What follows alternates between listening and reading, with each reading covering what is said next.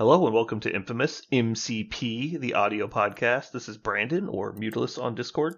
This is Zach, go by Nitro Zeus on Discord. This is Josh, also go by Nitro Zeus on Discord. I like how you said, Josh, like you forgot your own name. I like, didn't write it I? on my hand. I didn't write it on my hand. I didn't know who I was. He wrote his intro out, so he didn't forget anything. He's like, blah, blah, blah, blah, blah, insert name here. And he went, yeah. I don't think I'm supposed to read the italics, right?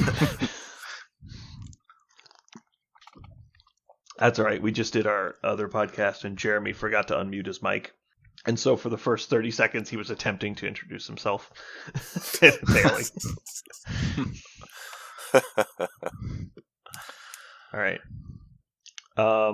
So let's just go around currently playing. I have dusted off my stabby models, and I have put together the fighty list. I have not gotten to play it yet. Just, summer hours have been weird for everybody, and there's been not a lot of games to be had.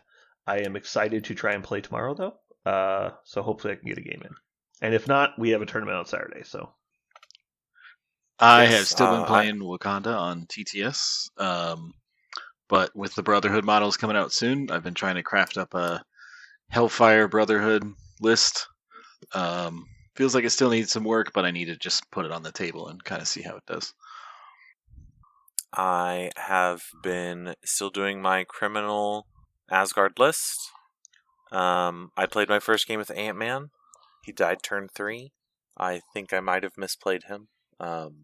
Probably. He's actually difficult to play, but yeah, he is fun. Did you have fun? I did. My opponent was like, why did you dive my backline? I was like, because it allowed me to. And then he goes, well, I'm just going to kill that. I was like, I had forgotten you could do that. That was not in my calculations. Okie dokie. So, but I'm still enjoying that a lot. I'm still looking at any pieces that might work, might not work. I'm tempted to put Thor 2 back in. I haven't played him since the nerf out of principle, but I feel like I need more oomph sometimes.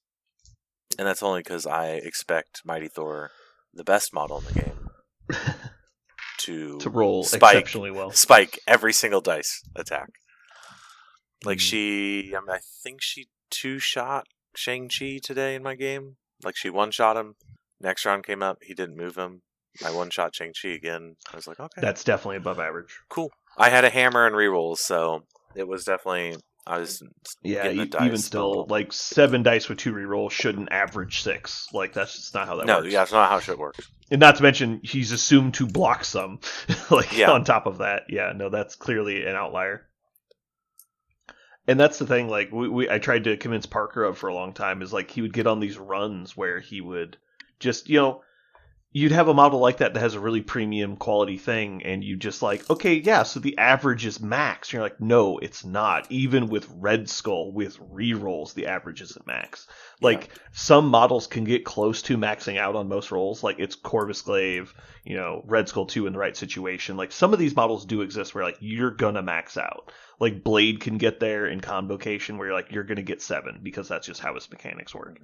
And then you get to those games where it's like, all right, 4. It's like, well, even though 4 is an okay number, you're not killing anybody, which dramatically changes the outcome, even though the expectation is the same. And it's just so hard for them to adjust to the playstyle when it's like you don't get to roll downhill the whole time. Yeah. It's like, oh, what happens when Shang-Chi just lives? And he's like, oh, he kills you back. And you're like, oh, this is a totally different game. And she's definitely one of those models I feel spoiled when I play her, because she's just doing everything I want. Right? Just everything I want a model to do, she does. And then I, don't play her. I play something else. I'm like, man, I really wish I could re-roll to throw a building, to range 4, spender, do 2 damage to everyone within 2. That feels great every time it happens. Yeah. I don't think I've played Juggernaut in more than like 2 or 3 games where he's dealt more than 2 damage on a single attack. Yeah. And he's like rolling like 8 and 10 dice pools, and it's just like he never does damage, and I've just accepted that, and I still like the model. Like the fact that I was like, yeah, I'm just rolling 8 dice attack, maybe have a mod in there or 2, and it's like, nah, just nothing. Like 2 hits, like fully blocked. All right, whatever. I don't even blink anymore. Like I'm just so used to it. It's just so frustrating. I have been very tempted to try out Heimdall, and I feel like I know it's a trap, but then I was like, okay, well, there are certain ones where he gets to range 4, do his rerolls now. He generates 2 power. If I'm standing next to something, I get another power, like, maybe. But I haven't been brave enough to do it yet. Because he's what a great do you need model. The mods for? Just mods for just your rerolls. fighting? Just rerolls to have rerolls. Reroll. Sit there and spin until I'm the Parker plan. Just keep getting re-rolling things your I dice need. until you have 7. Because like, not Mighty Thor, but like Sif has double triggers. Loki has double triggers. Like there's a couple modules or Valkyrie where I'm like, maybe it's because I'm playing bad, but like you really need that trigger to go off, and it's like, well, I've already done all my rerolls. I don't have any more, short of like trying to recal or something. And so he's a little turret that sits at the back. This is going to sound very a turret Wakanda implies of he me, can but attack. You should just play Shuri. She is actually a turret from the back. She also does rerolls from 4, but can pay as much as she wants, or up to 3. I've been debating that because I won that box up in Omaha. Auto pushes away. Like people are like, oh, she can't do damage. Like, yeah, it's fine. She does. But I don't need her. Everything else, do it's fine. No, you don't need to do damage in today's meta. I need Mighty Thor and Sif to do damage. Yeah. It's also an energy attack, and so there's only like 2 or 3 models in the game that you can't push that are below size 4. Yeah. Those at size because a lot of those people prevent pushing on mystics, and so very few people stop pushing on energy type. Yep. Oh, it's size 3. Gotcha. Yeah, but it's automatic, and it's from range 5. So like it's really nice if you can save her till late in a round, and like you're playing attrition, so you're like, I need to buy as much time as I can, and even if she's like, I'm just gonna move once and pop that person off, like that can be a very valuable turn, and a range 4 bubble around her is easy to get. Yeah. Are you running Zemo? I am not currently. I mean, logic would dictate that. Logic would say Zemo right? over Heimdall. My only thing is like, I don't know about you guys, but if I see Zemo, I just kill Zemo right away. Like I'm just like I'm not gonna let that model do what it wants because I know it can do a lot. So I'm just gonna put in the effort to daze and then KO and get him off the table. And I've noticed it's a lot like whenever I play Angela, my opponent will just be like, I'll just kill that model. I'll just kill the model and then I don't have to deal with it. And so then it does nothing. So I would say that's actually why you should play Zemo, because I think that's a little bit like when I had him in my Wakanda list, that every model is like, you have to kill him. You have to kill Zemo. You have to kill King T'Challa. You have to kill M'Baku. So if you have Zemo, Sif, Valkyrie, Jane, it's like any one of those models can absolutely go off. And so they have to pick one. But if you're playing Heimdall, like if you have Heimdall, if I don't need to go in him and he's just standing back doing nothing, I don't really feel like I have a need to go kill him. But if that's Zemo instead, like you're forcing them into another target, which is good. My only trick I've found with Zemo as well is it's difficult to sometimes maintain the reroll bubble because everyone's going off. It's different when like Zemo's like, I'm sitting next to Winter Soldier. It's like, great. Well, when everyone has swords and they need to run in, it gets hard. It means you have to go with Zemo first. You have to get him in there first. Hope he doesn't die, then you charge into it. And it's telegraphing a lot of play to your opponent. And that's not always a bad thing, but I like to at least make my opponent guess a little what I might do on my turn. It is really good on like the first turn because you're threatening Zemo charging anywhere near the midline because he's so fast. Yeah. And so they basically have to just concede the middle line until Zemo activates, because not only is Zemo coming in, but he's giving the reroll bubble to all your other first turn chargers like Valkyrie and Sif and Ant-Man. And so outside of you taking Wong to let Mighty Thor charge on the first turn, which is even more scary, there's really no ability for them to accept that as an onslaught unless they just want to give up models. And so usually what happens is they just kind of don't do anything near the center until you've activated Zemo. Yeah. And I already kind of have that problem with Asgard, because they're like, well, I'm not going to come to you. Like, why would I come closer to your knives? That's not going to make any sense. So, but I've got a little time to work out the list, see where it goes. Trying to debate what I want to play on the side, something else. I haven't touched Shield in a while. Now, are you going to play actual Shield, or you can play like Shield Asgard? No, I'd play actual Shield. Of course. I enjoy I have two play styles. Either I am up in your face, hitting you as hard as I can, or I am as far away from you as possible. Far, far back. All range 5 attackers. And just trying to play a gun line. Mm-hmm. I don't know that Shield really works in the current meta. I think they're probably okay. They've gotten a lot of new tools, which is nice. I tried really hard, because I played Shield for like 6 months, and I really enjoyed them. And they've got a lot of fun models, like they've got good things. But it's like they're good. They're very average. They are aggressively average with their attacks. And so I just kind of felt like I was fishing for spikes all the time.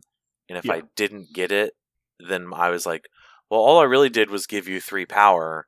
And now you're going to move, charge, and be in my gun line, and no one's really all that tanky. It's a lot of people with guns that aren't necessarily tanky. Yeah, it would just crumble right away. Yeah. Yeah, if there's like ASM or Apocalypse, Thanos, Juggernaut, any of those premium defensive models, you basically are just going to bounce off all fucking day. Yeah. Right? Like, if they've got patch up, you're never going to kill that model. And then it becomes just like Helios fishing, honestly. Right. And so you'll get your 1 or 2 big plays of the game, but your entire list is going to be centered around getting that accomplished. And that's just hard. And the other problem is, like, what happens when your opponent just has like the safe models that have defensive rules, like Black Hat kind of stuff, where it's like, okay, all I have to do is get out of stealth of you, and you really can't do anything to me. And then your whole list is just trying to chase down these really good elusive models, like maybe even a Quicksilver or somebody like that. And they're just like getting out of line of sight, getting into cover, and you're just dragging ass across the board to try and chase down the extracts. Yeah. And it's kind of, humorously enough, it's the problem I used to have, sometimes still with, but with like when I played old Asgard before the box, is it's that where they grab it, run away. It's like, well, now I'm moving, so I'm giving up an action to throw 5 dice at you. Mm-hmm. Yeah. And that's it. That's what I did. I don't even get throws in that affiliation. So I really hope those are some primo 5 dice. Whoops, I'm playing into webs. He spun until he blocked all my attacks. Cool. Yeah. And I feel like E's were a lot of their gameplay. E's were a lot of their gameplay. It was very nice to just like, I'm just going to focus fire up the middle. Cool. Yeah. Okay, if I recall, Zach, you were here last week? Yes. But CJ was instead of Josh. Yes. Correct. Okay. So, do you remember what we talked about? And Josh, did you listen to the podcast? I am behind on the podcast, but... Okay, good. Do you mean like Zach, when we kind of dove into Alien Ship, or do you mean the list we were talking about? The list we kind of started talking about. I remember some of it. So we kind of said we'd probably talk about it today. Let me see if I have it saved somewhere. I know we built it off of the vein of like Juggernaut and other models who are just kind of premium at what they do. Yeah, the concept was like using Juggernaut as a frame of reference as a character type. Could we build a list that kind of plays that style? And so the thought was tanky elite model that is really good at scoring points. And so Juggernaut's good because he can hold on to an extract forever, and he's reasonably good at clearing off a secure point on his own, because he's got a really good chance to push on his regular hit. He can survive just about anything, and he's hard to move himself. And so he creates a frustrating like dynamic for a lot of characters, because killing him is usually out, moving him is usually out, and him killing or moving you is usually not out, even though he might not be the best at it. And so we started looking at affiliations and similar model types, and what we had landed on, let me get this pulled up, was we had Juggernaut, and we just stopped after 4 models. Emma, Omega Red, and Mr. Sinister. And so that ended up being Hellfire Club affiliated, right, with everyone but Jugs being affiliated in Hellfire Club. And so the concept there is we've got 4 reasonably tanky models. M is obviously the squishy of the 4. But Omega Red and Sinister are both reasonable 4-point, frames with damage reduction. Sinister being able to potentially stop 3 damage off of a single attack is pretty cool. He's not overly tanky outside of that mechanic, so he clearly is like the squishier of the other 2. Omega Red, though, is surprisingly tanky. He's 6 health with DR. His defensive stats aren't particularly great, but he can heal himself, and anytime you can potentially start adding hit points to a damage reduction frame is really good. Yeah. The fact that all he has to do is damage somebody with a range 3 5-dice attack, like, it's not guaranteed by any means, but it's pretty likely. Most 5-dice attacks should deal damage. And so he can do that. And then he can also do auto damage to people. He poisons people to reduce their ability to kill him, which is nice. And doesn't he have a range 4 drag towards him? Yeah, he's got web snare off venom. Because I remember I was doing that with Winter Guard, and they just like, well, this sucks. I'm like, yeah, it does.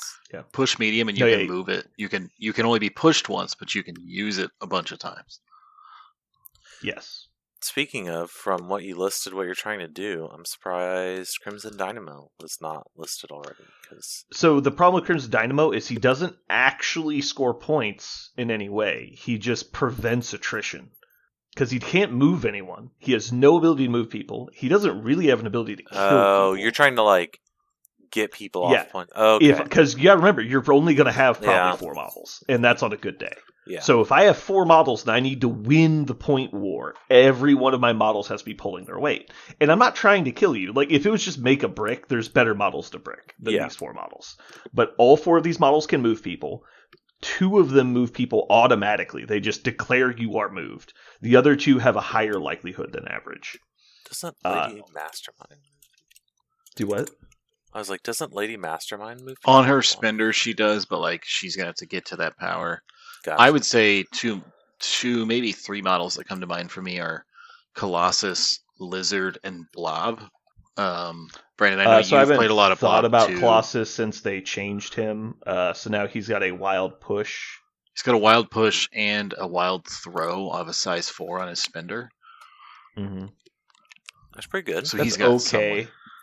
So the issue I see is Juggernaut's basically infinitely mobile once the game gets going. Yeah. Emma is dice dependent, but she's not usually moving to the enemy point, right? Like she's kind of just standing there and throwing dice at you. I see her as kind of the backline, but she's also the leader of the faction, and her leadership is really good with these models specifically. Yeah. Because they're exactly the models that want to gain health throughout the turn and gain power throughout the turn. But like Omega Red and Mr. Sinister, the 2 models that I see that will probably be moving a lot to cover points, are both doing superpower displacement. Because if I have to double move to a point, it doesn't matter if Colossus has wild push. Like I can't cross the gap and move you. And so all I'm doing is contesting. And so if I was doing like criminals, I think Colossus is a really good choice. But in Hellfire Club, I think Omega Red is objectively better. So I know he's a splash, but what do you think about Lizard? Like I know Lizard used to be a staple there. Lizard would be great as a cheap filler when you can't, like, because this package is 17, so it's like 17 points. So if you're playing 16, you're like, I'm cutting Sinister for Lizard. I'm very okay with that. I think that's a good add. Because you had a 3-point frame, you're going to struggle to do tanky and have displacement automatic, right? So that there's just something you're usually not going to have. Speaking of, who's a 3-pointer that has auto displacement and is tanky? Is this rhetorical? Valkyrie isn't tanky, but she does have displacement. Yeah. So the one I would go to, because we're kind of in the Hellfire frame, is Storm. Because she has. You think she's tanky? No, just because she has stealth, like or super stealth, I guess. I would put Beast in first. Beast, I would too, but if we were trying to build, like, we have to stay affiliated. If we're cutting, if we're keeping, she is. If we're keeping Juggernaut in, just about every game that we have to have, we might have to have something. What about Mystique's new Tactics card? It's choose an activated model, right? Choose an unactivated model. Unactivated model. Okay, which is obviously not as good as Deception, but it does allow you, like, I'm going to pull you into range of Emma, who's now going to spender you, or something like that. I view Mystique as kind of in that band a little bit. Like the stealth martial artists are nice. Obviously, she doesn't have any displacement other than that card, but the stealth martial artist helps her out. Is Sam technically what you're looking at? Sam wouldn't be a terrible choice. Like, he's Obviously got unaffiliated. displacement, unaffiliated, but he's fast. He can buff up his defense to roll 5 dice. Like, yeah, I don't know that I'd call him tanky, but the that's what attack I'm saying. threat range is definitely worth noting. Yeah. Especially because you can always charge, hit him, move back. Like, cool, now you're off the point. I found it. There is a 3-point character that has a superpower throw up to size 3 and has damage reduction. I want to guess. Hold on. A 3 threat that has that? 3 threat. Is it has not 6 lizard, health on the front. Because I already said lizard. It's not lizard, right? It's not lizard. Okay. No, lizard is also in that pool. Okay, I was like, hold on. 3 threat, 6 health, superpower throw. With damage reduction, you said? With damage reduction. Is it the new Inhuman guy? No, He's they're not new. DR. Oh. Gorgon. You try to say Gorgon. That's what I thought he was. I don't know. Does Gorgon even have board manipulation? On his spender, he does. Yeah, but no, this is a super-powered throw and damage reduction. And there's not very many 3s that have. This character does not get played, which is funny given where this game started. Josh, you have a guess? I just looked it up, I think. I'm going to let Zach guess. I'm scrolling. I'm not seeing it. Well, I have it pulled up, so I just looked at all my models. You're like, it's got to be one of these bitches. And I was like, I bet it's that one. And then I looked it up. I got nothing. Well, okay. Drax. Yep, that's exactly what I found. Drax can throw up to size 3. He's got DR. For 3 power. He has a native DR, and he's 3/3/2 with 6 health. And you're correct, no one plays him. No one plays him. I even painted mine to look like on his Kratos spender too, like just if you needed another one. Yes, he does. Size 4 too. Yeah. No, and he actually hits like a truck. He just doesn't have proactive movement. So if you have any control effects on him, he can't hit you. Mm-hmm. But if your goal isn't to hit them back, it's only to be threatening, he's actually really good in that role. And he has so both vengeance. Him and Lizard are kind of filling the same goal, although Lizard's tankier because he's got fast healing. He's got a range 3 potential push instead of a range 2 stab. So Lizard, I would say, is probably better in a vacuum, which is why you don't see Drax. But they're both solid there. But if you were wanting like a little bit more damage, like if you're like, I need to control it, but like I got to be able to fight somewhat, like Drax is going to do better than Lizard at that. But and ancient listeners will know that when Drax first came out, we complained about power creep.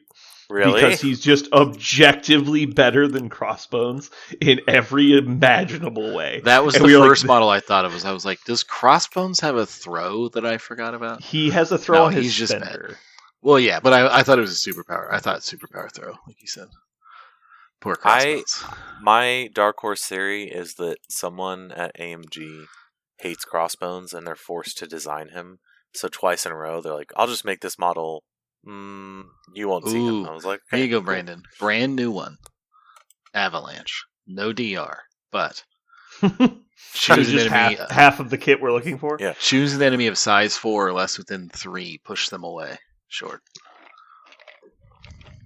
Within 3's not bad. Okay, so he's just worse than the 2 models we already have in the list, You're and correct. He's unaffiliated. Correct. Got it.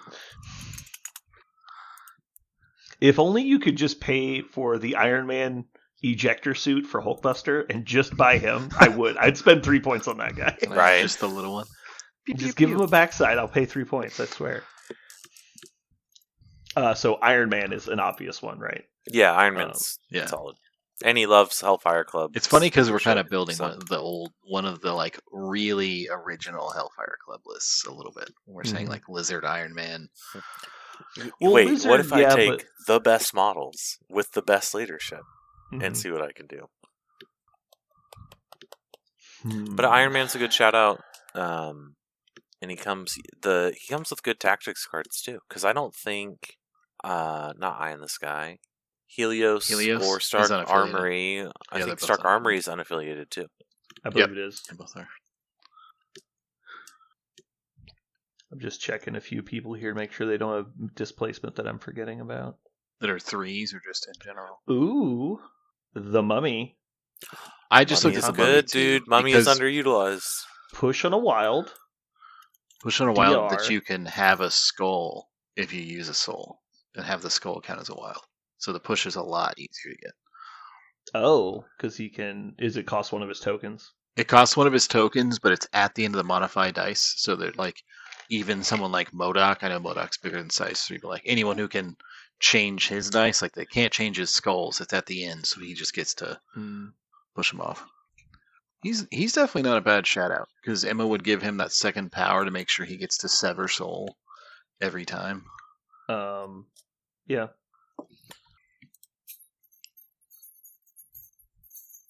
Yeah, and that's not a bad way to farm souls either. Range 4, 6 dice mystic. Deal damage if you daze someone, you also get a soul. Mm-hmm. Yeah, Mummy is not bad. From the couple games I played him, he is affiliated, but he's another 4. I really enjoyed Sunspot because he can get up to a size 3 throw, and moving isn't a detriment to him because he's gaining the flare tokens, but he's not very durable. It's more just that he can advance long, hit someone, not have to spend the flares, so then he can throw a size 3 after. I was gonna say, haven't you been playing him in Hellfire? Mm-hmm. It's not bad. The extra power and the healing is nice for him, but he's nowhere near as durable as Sinister. And most of the time, they're probably the same speed. His Sunspot has to spend the charge to get along, but yeah. I'm looking at Sandman. You like pushing stuff. Yeah, so he's got the throw on his builder, and then I believe the sand constructs also push, which would be the cute part, is that you could summon the sand construct, move it forward next turn, attack somebody, and then port back to the other sand construct if you wanted to, or he can absorb the sand constructs to heal. He's got healing factor already. I feel like you could do a little bit about the survivability issue because of all of that stuff, but mainly he just has a lot of opportunities to push. Yeah. And definitely he would like that little bit of extra power generation. Mm-hmm. Well, and in a sense, because he obviously places the construct, he takes 2 damage. You can reabsorb it to heal 1, then healing factor. Then if you Hellfire Club on top of it, like you said, he's going to have just a ton of healing to have to dig through, while he and the constructs are just pushing you everywhere. Yeah. The problem is once you've absorbed the constructs, it's really nice because it gives you a good opportunity to decide when you want to summon one, when you don't, but you can't make more unless you're going to take damage. And so unless they're going to stop attacking you, you've kind of lost your constructs at that point, which is kind of the downside on him. Or if you're just fuck it, I don't care if I die, I'm going to go all out this turn. I know if Parker was here, he could attest that Scarlet Spider can displace a ton of people. Oh, yeah? You get to web whip. You get to move, impact, webbing, web whip, and then you have a size 3 throw with proportionate strength. He can displace a ton of people. He's got spider senses and 4 physical, so even against throws, it's pretty tough to dig through him. I was really loving him when I was playing him a lot more. I'm just thinking that if all you care about is displacement, regular Spider-Man is probably the best. Because he's got web line and impact webbing. And he's got the spider throw. Because I'm pretty sure and the proportionate strength of the spider, it's basically just the one off of Peter. I guess Peter's is restricted to size 2, but it's still range 3. But you can just web line him instead. Exactly, and so you only need it if you want to push someone away. But the fact that you have the throw in case they can't be pushed for some reason is really nice. Yeah. Because there's been times I played against Jeremy and he was like, I'm going to beat Spider-Man with Red Skull 2. And I was like, okay. And so he moves Red Skull 2 and the Grunt to the thing, and they're in the little triangle in front of a dumpster. I'm like, okay, I see what you're doing. And so it's cool, that's great. It's so I'm going to walk up here and I'm going to throw Red Skull away, and he's like, "What? You can throw people?" He's like, "Yeah, I throw size 2 people." And so I throw him away, and then I push the grunt out of contest range. And he's like, "God damn it!" And then the next turn, he's like, "Fine, I'm going to the other mode. I'm just going to kill you." And I just I fell back into cover, and so he couldn't kill me with the second shot. He's like, "God damn it!" It'll be a while before you can get it, but Spider Ham does have DR into push. Just throwing it I'm out sure. there. Don't worry, I'm His expecting push to have is to the quit most the game before then. random. It is also sizeless push. Yeah, but it's a triple trigger on a 4 dice attack. It's a with crit no and mods. 2 hits. It is a triple trigger on a 4 dice attack. Yeah, It is triple trigger, but if I told you triple trigger, you would think the odds are lower than they are. It's still not great, but it's higher than you think it is. I feel like the don't struggle we would some end up with God, is he's like got a weapon is how often too. are we playing Fuck, Juggernaut? dude. Because we really Every only game. have a couple. So that's Yeah. we only have a couple that really Hellfire restricts your models. ability, So yeah. it's like okay. Well, you have if- Taskmaster. Taskmaster's not the worst. You He's can not the take worst. Bucky. or Storm. You could take Storm. She has a good throw. Just if you needed the affiliated, right? If you're like, Mhm. we got to dip down to a 3 threat, why not take Storm that has a throw over Taskmaster? Yeah. I just feel like the models we've listed don't really overlap into another affiliation. Yeah. Yeah, not really. I'm only at 11 models. I thought I'd have more by now. Okay, so here's the models I've thrown together. I have Toad, Taskmaster, Encantu, Iron Man, Ghost Spider, Drax, Lizard, Mr. Sinister, Omega Red, Emma Frost, Juggernaut. The reason I haven't added more 4-pointers to this list is 3 of your 4-pointers are already affiliated, which kind of puts you in a bit of a box. There's not really much else you can do there. That's what I think is the restriction we have again is like how much we're playing Juggernaut. Because if we're playing a 11 or 12 threat core of Hellfire Club, Juggernaut obviously immediately kicks us up to 17, but like you said, at 16, it's like, well, we got to do something different. Or at 18, can't really play a point down. So does Juggernaut turn into Lizard and Drax or something? Well, hold on. You're thinking in the wrong box here. We're 1 model away from being Brotherhood. Oh, this is the crux, sort of the list that I have of like Brotherhood Hellfire. Yeah, so you just slam in Mystique, and you all of a sudden have a very playable scenario list in Brotherhood. Yeah. So that the core idea of the list that I have is like Mystique is trying to do jank stuff on round 1, at least from my opinion of like extract stealing or multiple safe grabs or whatever. Hellfire Club doesn't really do that on round 1, and so I've kind of viewed it as like a priority versus not priority. Like if you don't have priority, depending on the crisis, Mystique's not doing anything for you that Hellfire Club can't kind of also do. And like they're not trying to win round 1. They're kind of, I feel like Hellfire Club is built much more of like we're winning round 2 or we're winning round 3. And so that was kind of the idea I had of like having these models, some that we've talked about, some different ones, and just do I have priority or not, or is there something I need to do in round 1 or not? And that's the pivot between Mystique or Emma. But yeah, I think you're right. If we threw in Mystique, then I guess we talked about the Colossus has to attack. Okay, so let's cut some models real quick. Looking at the 3-pointers we have here, I've got Mystique is kind of uncuttable. Taskmaster, I think, is kind of uncuttable. So the ones we really have on the block here are Lizard, Drax, Ghost Spider, Iron Man, and Encantu. How much do we think Encantu adds to the list over Iron Man? Because they're both unaffiliated. I mean, if Iron I had Man to choose, just has a longer range push. No, I they're would both. choose. Oh yeah, right. Well, Yeah, and you got to take into account cards. Like Encantu has 1 card. Iron Man's got 3. I don't think you would ever play Stark Armory, but Helios Laser is 100% in play. You end up with a ton of power in Hellfire. That's again why that was part of the early archetype. You just end up with I'll do a 19 dice Helios, and it doesn't really hurt me to do it. Exactly. So I think Encantu is just out there because they're kind of competing for the same spot. I think because we're going harder scoring, Lizard kicks out Drax. I think Drax could have a nice role there, but like we talked about, they're kind of doing the same thing. The simple Lizard fact just that we're has more talking about displacement. simple fact that we're talking about a scenario list and one has a medium base speed medium, the other one small base speed medium, that's almost enough if they had the exact same stats, right? And so the fact that we think Lizard is better in a scenario environment, that I think pushes it over the top. I do like the fact that we found a place for Drax, because I don't think you'd ever be sad to have him in the list. Because if you were just suddenly like, I have to kill this person, he's pretty good at that. Like, you pull out Titan Slayer, and what does he add? Size? Damage on his damage, but he's got 6 health. So. On this character, yeah. So you could be potentially rolling 8 plus the 3 for Vengeance, and then re-rolling 2 if they're bleeding, I think. No, that's just his basic.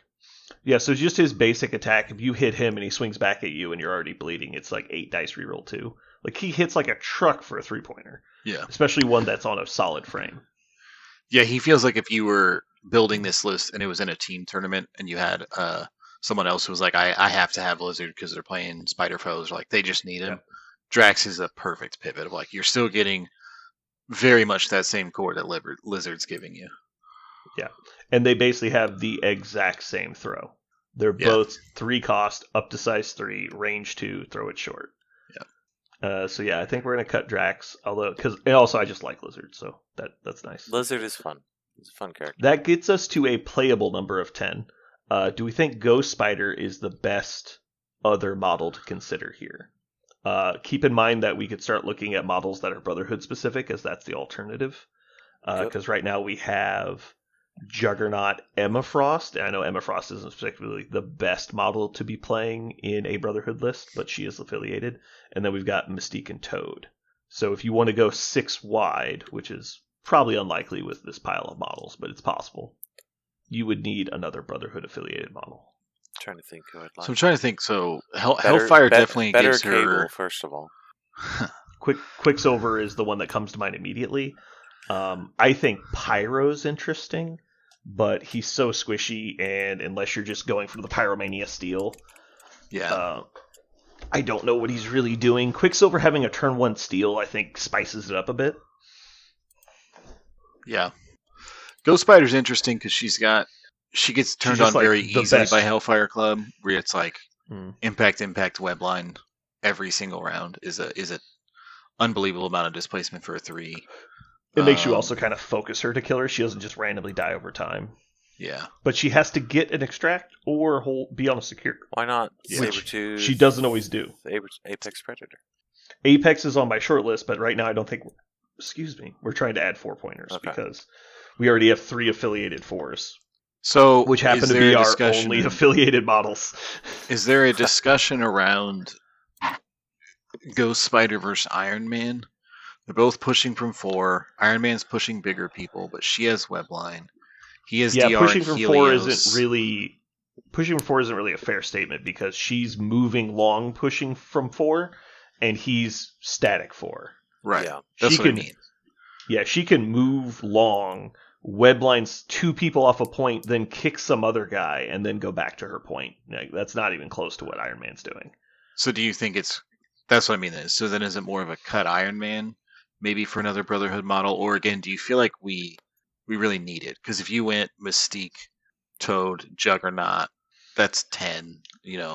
So looking at this, I view Ghost Spider as the cuttable model. But if you're cutting Ghost Spider, it's to add a similar model. That's how I see this. I think Iron Man and Lizard are kind of in the same spot, but I think having both of them is valuable in some environments. I agree. So if we're cutting Ghost Spider, you're saying a similar model, but we're kind of thinking we don't necessarily need the Brotherhood model. Unless we're going 6 wide, and we probably don't. I guess we just added a bunch of 3s. So do we want to go 6 wide? We could cut Ghost Spider for Storm. And be able to go wider with the Hellfire part. Yeah, because that unlocks you from Taskmaster.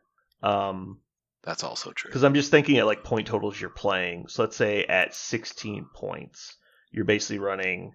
You don't actually have really a legal list because we don't have another 4. We only have those. So the only option would be cut Sinister for Taskmaster and then throw in Juggernaut or a 3 and a 2. Yeah, so basically Emma, Jugs, Omega Red, and Taskmaster / Storm would be the 16-point version. 17 is the go-to 3 Hellfire models and Jugs. And then when you go to 18, you have to cut Sinister for Taskmaster and then put in Toad, which is not the worst. It's fine. So I kind of would want to poke on the like, what is it about Taskmaster that's really drawing you? Is it, like, obviously he's very durable, but he doesn't have the displacement. Yeah, he's technically affiliated. Yeah. He doesn't necessarily, I guess not necessarily, he has no displacement. He is very hard for one person to gun down. I just wasn't sure, like, other than being affiliated, if there was something that was really drawing. It was just that he's somewhat tanky and has rogue agent. I don't think Bucky's that useful. The fact that he's really squishy and he has a range 5 gun, which is cool, but like I'd rather have a little bit tankier and have a range 4 gun that ignores cover. Yeah. So looking at the list here of 3-pointers we have access to is, oh no, Mystique is Hellfire Club. Yeah, she's both. I didn't realize you were. Yeah. Oh, okay. Yeah, you didn't see it. Yeah, she's okay. Both. So we're good then. We don't need. We're good. Okay, I thought you were just we're not playing Mystique as a 3 in Hellfire Club. No. I didn't. Okay. That's my bad. I didn't realize she was. So Storm does have a nice throw. Tempest is great. She has an okay gun. Nothing else to really write home about. No, I agree. I don't know if she has anything really exceptional. The throw is nice, and you can get the throw a lot easier, but maybe not a lot easier, but more often. Only other 3 in the faction is Angel, who is bad in my opinion. So yeah. Storm, I would say, we didn't really talk about this because we were focused on the throw. Like you said, the gun is nice, and if we're playing scoring, the potential wild shock from 4 could be pretty nice for her too. Obviously shocking people's nice, but you're talking about odds of getting the shock off early enough to matter. Fair. And then having the shock actually matter without her dying anyway. It's like, yeah, that's fair. She's so fragile that it's like, I don't know, the shock saves her. It might save Juggernaut, but it's not going to save her. Right. So we think because we have Mystique, we don't necessarily need Storm. Yeah, I mean, between the two of them, I would rather have Storm than Mystique in the Hellfire Club. But the fact that Mystique is the leader for the alternate cuts that right out. So yeah, Ghost Spider I think is fine, but now that I realize that she's in, I don't think we need Taskmaster at all. Like Taskmaster over Mystique, I'm not that interested. Does that make sense? Yeah. Yeah. So very similar, right? She's got stealth, he doesn't. He gets more defense, but they both have martial artist. Yes. Yeah. So now what I'm thinking is let's think more about 4-pointer for not Hellfire Club, and that immediately goes to Apex for me. Oh yeah. Right, because it also gives us the overlap. Yes, it gives us the Brotherhood overlap. Model, also very good throw and pounce. And exactly, like else. Nobody's going to dominate a point as well as he is. No. And with healing, like if he's healing 2 and getting 2 power around and on top of everything else, like you said, he's exactly. He needs power. He needs hit points. We got that in spades already. Yeah. He's already affiliated with the other faction, and he's ready to just clear any. He can. If he has the power, which he might, he could effectively triple move throw. Like, we're fine. Like, that's a perfect model for this strategy. I know we're not to it yet. This is a side comment, how do you view Happy Birthday Runt for him? I think it's a very good card that's underplayed. I doubt we'll have space for it in this 10 since it's dual affiliated, but that's fair. If there's space for it, I like it a lot. The fact that it ignores interactions is hugely underrated by people. That seems pretty solid. Yeah. What'd you say? I said that seems solid. I don't think I've ever seen anyone play this card. I used to run it. It just, it didn't happen that often. I've had it in my 10, but it's just never really made a table. But it was also, even in our list, if we're running Mystique and Emma, we already have 2 activations in which no one can do shit anyways. So this is more just, okay, Sabretooth gets a free 3rd attack out of turn. Or extra attack out of turn. It basically just makes it to where if he activates with full power, he kills whatever he wants. Yeah. You get 3 attacks and 2 throws, like, you're dead. Yeah. It also brings online, there's a lot of stuff, like, at the time, Age of Ultron was super hot. You still have Deal with the Devil still around. shit like that, where you're just like, oh, I'm just gonna fall back and like, nope, shut the fuck up, you're gonna die. Well, or or like, oh even yeah, I guess so. even Mission Objective, I think, was still around when I was playing it mostly. Isn't all of Mephisto shit reactive? Yeah, Meet My Associate's reactive, so it lets you just go into Mephisto without him being able to do anything about it. Yeah, or like Kill Dracula. It's like you do the first one when you have anything like that. So you do the first one with Happy Birthday Runt, so he doesn't get to react, and then you just kill him with the second attack. Yeah. And you have all the throws too. Like Mephisto is super weak to throws, which just makes like that's why I just trashed CJ's New Mutants list with. It was like, cool, I throw Crimson Dynamo into Mephisto. It was like, cool, that dazes Crimson Dynamo. He's like, now I pounce into Mephisto, that dazes him. It's like I haven't attacked yet, and I've killed 2 4-point model to 5-point model. Then I spendered onto Magic, one shot at her, placed on the far side, and then one hitted Sunspot. It was just I killed his entire list with one activation. He's like, I don't like you.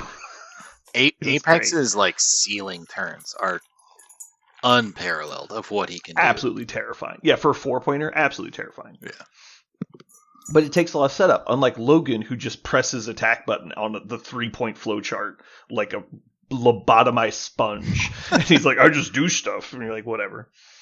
No, yeah, Apex, you have to earn the power and stay alive, and like put him in spots where he's not gonna die because he doesn't just randomly have great defense. He's got good defense, but he's only healing factor 1. Like you have to work to keep him alive. Yep. So are we at 10 now, or are we still at 11? That puts us at 10. Yeah. So running down, we've got Jugs, Emma, Omega Red, Mr. Sinister, Sabretooth, Lizard, Iron Man, Ghost Spider, Mystique, Toad. Let me actually fucking save this time. I think that gives us a pretty solid core for both affiliations, either. I think it's got everything you kind of want. Yeah, and just for people at home, I know this isn't hyper competitive. Like this is a gimmick list, but I think it has wheels. Like I think the game's randomness will allow this to be an acceptable roster. This is clearly not what I would consider the apex of the game, but. No, but we also kind of, again, the crux of this beginning with Juggernaut. Like, these are models that some of them, like, don't get played as much or aren't played as much in the current meta. And so you're either, like, digging back to an older meta or just something that if you put something on the table and your opponent's like, oh, like, it's like you're going to catch them off guard with some of these models and how much you can displace them without really them doing anything about it. Yeah, like nobody's playing Emma right now. Definitely nobody's playing Sinister or Omega Red. No. Lizard's not even that popular right now. Iron Man's pretty out of favor.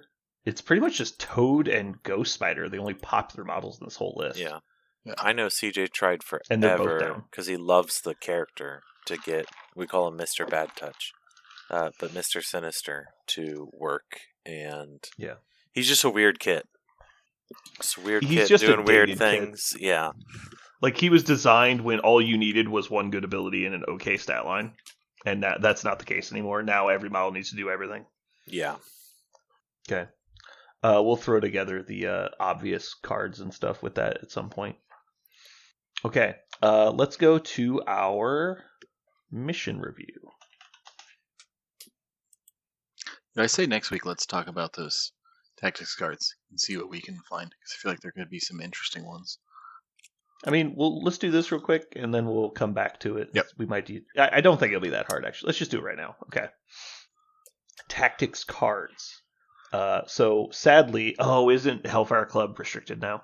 No, it got unrestricted. It unrestricted because they made a real list. Yeah, we're good. Yeah, because the list is terrible. Okay. Talk about like bad lists of affiliated characters. Like Sentinels is obviously the worst because it's got like 4 models on it, but I would much rather have fucking Winter Guard's affiliation list than Hellfire Club's. It's so bad. It feels like they just went like, are you a good mutant? Yes, you're not in this affiliation. Yeah. Yeah. Do you have ambiguous morals? Welcome. Yeah. Welcome to the club.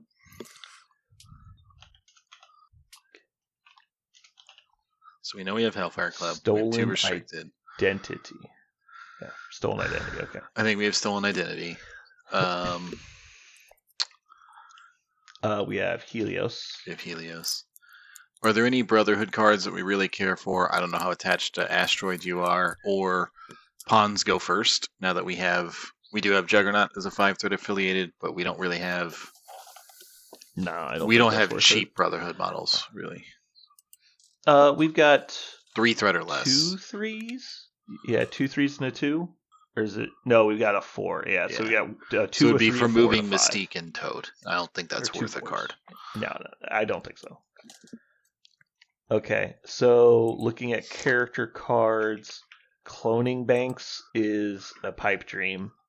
The one I was going to say was Forced Extraction. That's why I wanted to have this conversation. Was like Forced Extraction would be interesting because you're healing on the first. Exactly. So the whether even if it's Apex or whoever, you're immediately healing that off. So there's no real downside. Sinister's even getting the power back by the end of the round. It's not necessarily empowering him to do anything in round 1 unless he moves up, attacks, and does 2 damage. So just do it and don't play Cloning Banks, and just do it to have 3 tokens. You just do it to have 3 tokens. To immediately have DR3. Does he just bow for free, or does he have to have a token? 2. Cost 2. Sorry. Oh no, it just costs 2 power. It doesn't cost tokens. It doesn't cost tokens. Okay, I thought it cost a token. I was like, well, you kind of. He has true bow. Just straight up has bow. Yeah. He can also strip conditions by spending tokens, and then he can root people for 1. Yeah. Rooting people for 1 is underrated also. Yes. When you don't have to attack them, you're just like, oh, that fucker, you're rooted. Yeah. All your bullshit, you're rooted. You play Extraction, all you of a move sudden, up, you attack, you deal 8 damage, you're rooted. You deal 2 damage, you're bowed. Yeah, so that's the problem, is that you can't genetic splicing on the first turn, and you can't pick stuff up on the first turn. Right. Yeah. So, it's not the end of the world. It just means he has to go to secure. Yeah. And hope it's not a pay to flip. But you just don't play it on a pay to flip, I think. Yeah, I agree. But I thought it was interesting because you heal it off. Even if he, like you said, even if he moves twice onto a secure, well, now he's got DR3. So are they really going to go dive into him and he's not holding an extract? Like, what's the value for them to try and go dive into Sinister if he's already got 3 tokens immediately and is going to heal later in the round also? Like, you could just be like, I'll just choose to take 1 damage and then next turn I'll leadership. Great.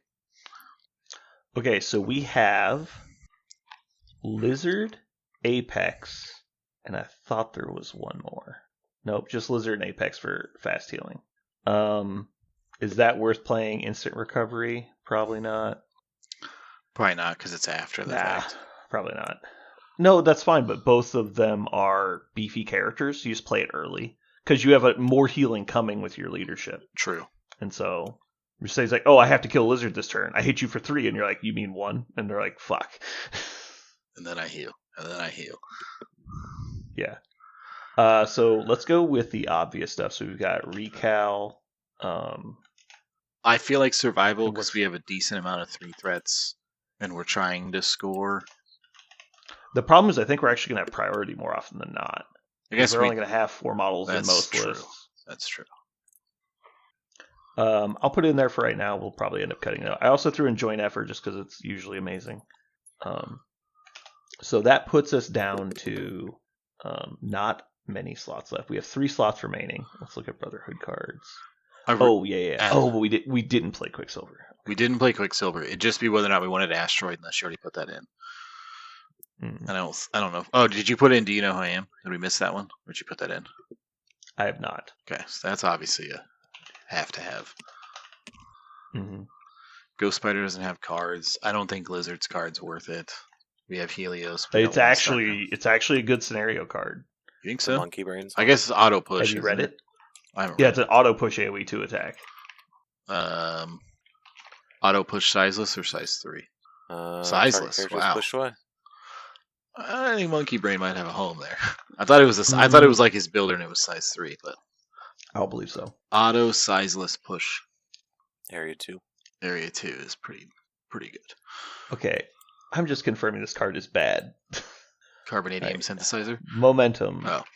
After this character resolves a move action during its activation. Okay, that would have been a little bit better. Who? I was looking at Juggernaut's card for Make It a Ruckus.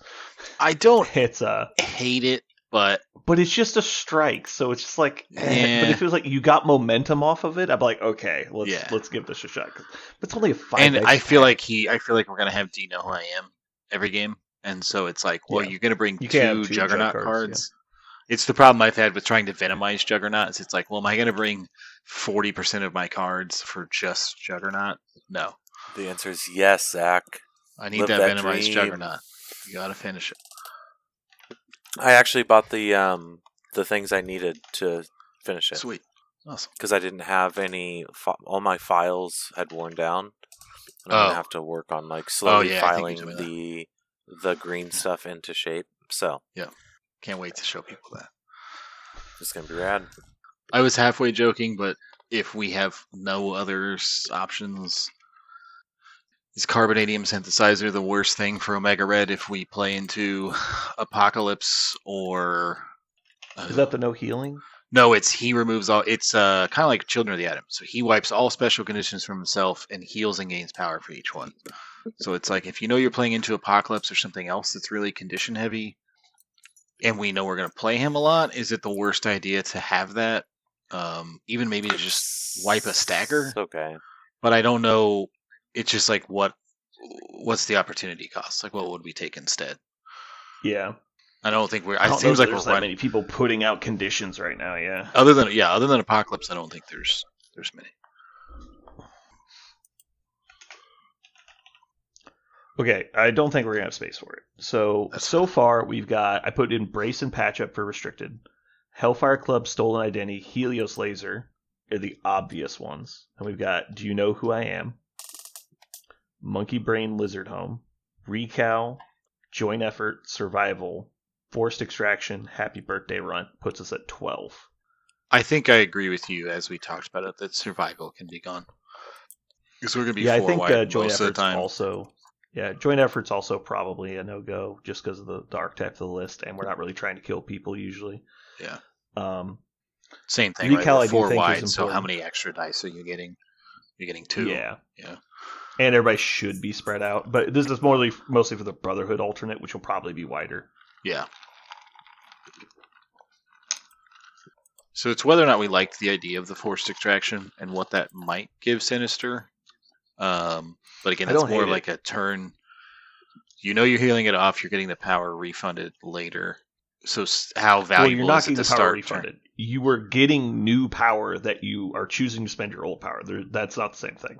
Because you would have had 2 power if you didn't play the card. Like, that's true. It's not a refund. Yeah, it's not a refund. So it is an opportunity cost.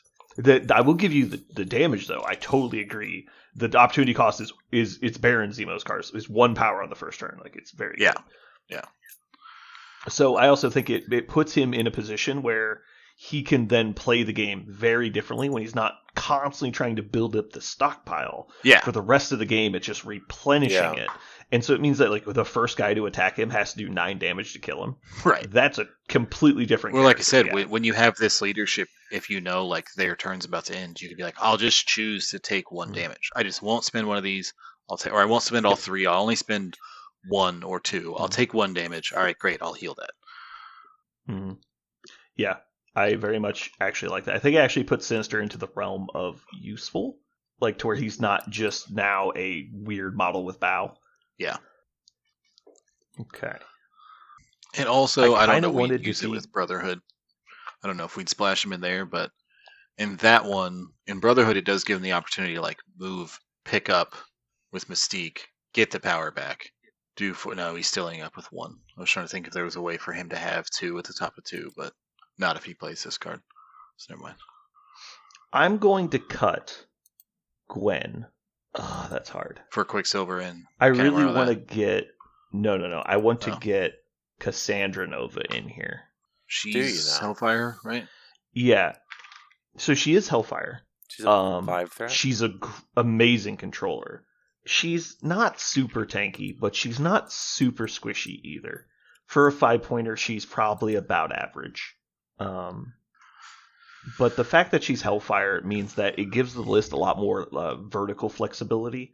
Because if you're trying to stick in Hellfire, it really doesn't work above 17 points.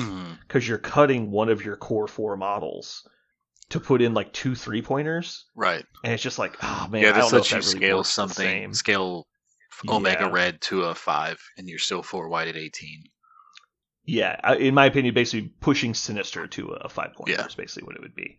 Because it'd be a model that has the ability to control multiple enemies, can hit reasonably hard, and has a decent amount of survivability built into her kit as well. Because she can prevent collisions.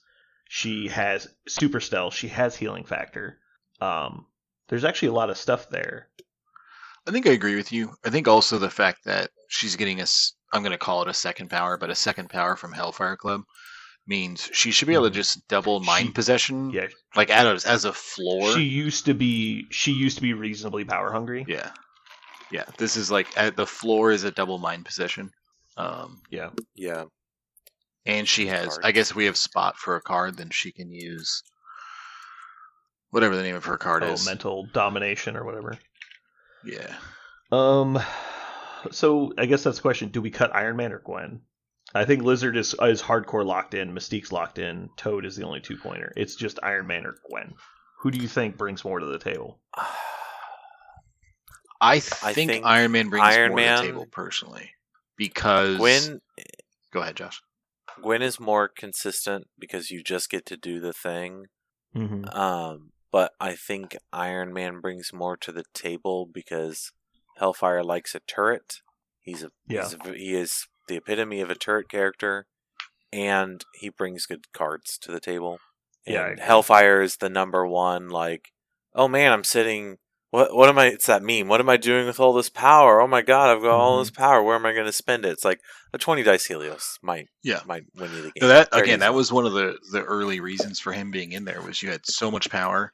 And I know one of the plays, like when I played it when it was brand new, was you Heliosed early to just kill something and take an extract because it didn't matter. It was just like, the advantage here is I'm going to score, like this is going to be a 2 VP swing, so I'm still going to score the secure. I'm going to take this extract from you, and you're dead. And the power, you spending the power doesn't hurt in Hellfire like it does in other places. Yeah. Okay.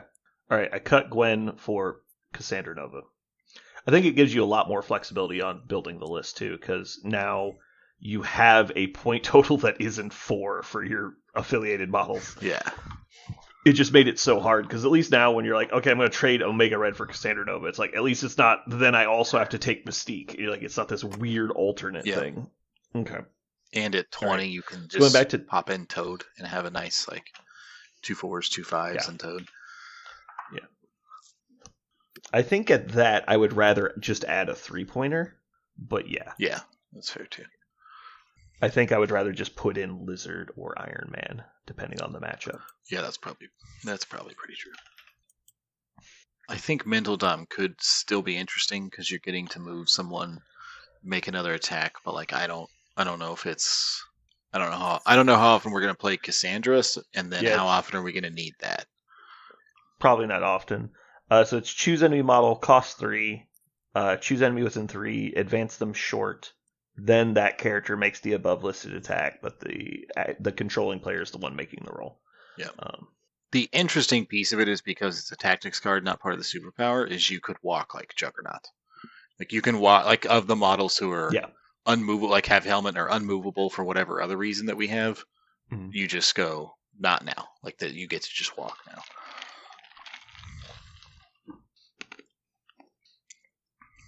Yeah, just play it on Colossus. Like, go over there. Yeah.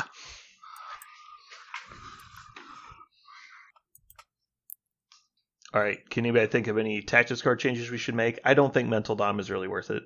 So far, we have Brace, Patch Up, Hellfire Club, Stolen Identity, Do You Know Who I Am, Monkey, and we'll skip Monkey right now, and Helios Laser.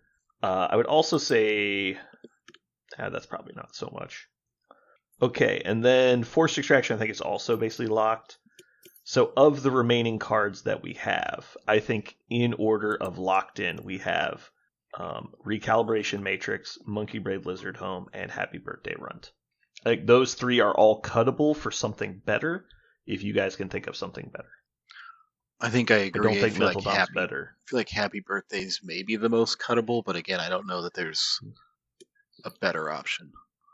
I think Recal would be cuttable for instant recovery, because I don't think you're getting a fifth slot Recal in this list very often.